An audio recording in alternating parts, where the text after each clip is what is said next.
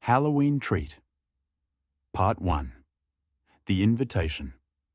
The October wind carried the smell of burning leaves through the small town of Black Hollow, a place already whispered about in neighboring cities for its cursed history. Every year, Halloween night brought more than just trick-or-treaters. Strange lights in the woods, unexplainable screams, missing pets. But this year felt different, heavier, as if the air itself was waiting for something to happen. 4 friends, Maya, Jordan, Elise, and Tyler, stood at the edge of town where the cracked pavement of Hollow Street gave way to a dirt road that led deep into the trees. They weren't dressed in costumes like the younger kids they passed earlier. They were 18, seniors in high school, too old for candy, but too restless to stay home. Tyler pulled a folded piece of paper from his jacket. The ink was smeared as if it had been written in a hurry, but the words were still visible. One night only. Midnight feast. Hollow Manor. Bring no one you cannot afford to lose. The note had appeared in Tyler's locker that morning with no signature, no explanation. At first, he thought it was a prank. But then Elise, who loved ghost stories more than anyone, remembered the legend of Hollow Manor. The abandoned house at the edge of the woods where, a century ago, a wealthy family vanished on Halloween night, leaving their dinner table perfectly set, food still warm, candles still burning. People say the house only opens on Halloween, Elise whispered, her dark hair blowing across her pale face, like it invites new guests. Jordan, the skeptic of the group, scoffed. Or maybe some seniors messing with us. Probably waiting with a smoke machine and some cheap jump scares. But Maya didn't laugh. She couldn't shake the feeling that someone had been watching them all day, even during class.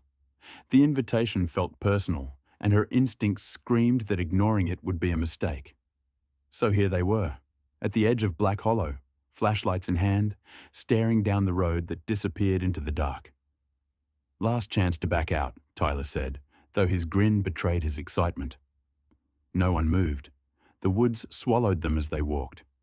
The deeper they went, the quieter it became. Even the crickets stopped singing. The beam of Maya's flashlight caught carvings in the trees, strange symbols, circles intersected by jagged lines. Some looked freshly cut. Witches used to live out here, right? Elise whispered. Witches, cults, murderers, Jordan muttered. Black Hollow has more stories than real history. But Maya felt her stomach twist. She didn't think these symbols were old. She thought someone had put them there for tonight. After nearly an hour, the trees thinned, and there it was, Hollow Manor.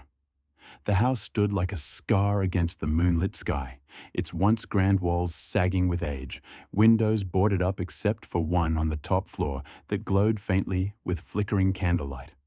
The iron gate leaned crooked, but somehow still creaked open as if expecting them. Elise clutched Maya's arm. Did you see that? The window. What about it? Jordan asked. There was a face. Tyler laughed nervously. Perfect. That means the party's already started. They crossed the overgrown yard, weeds brushing against their jeans, until they reached the front door. It loomed tall, carved with the same strange symbols they had seen in the woods. Tyler pushed it open. The inside was wrong. Too clean.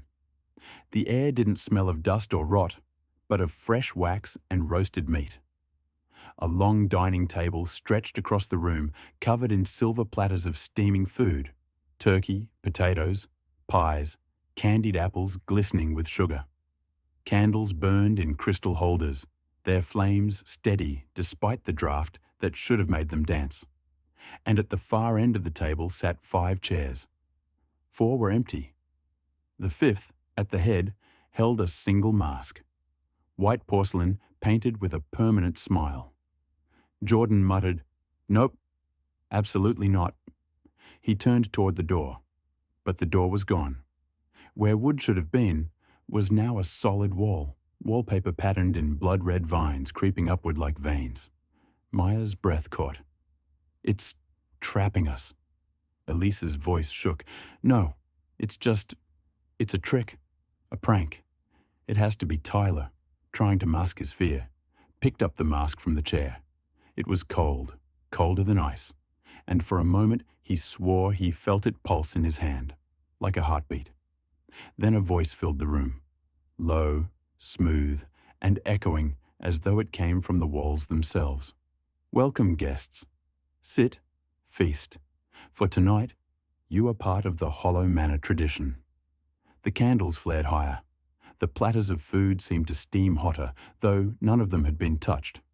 The smell was intoxicating, rich and sweet, but beneath it was something else. A faint metallic tang, like blood. Jordan pounded on the wall where the door had been. "Let us out. This isn't funny." The voice only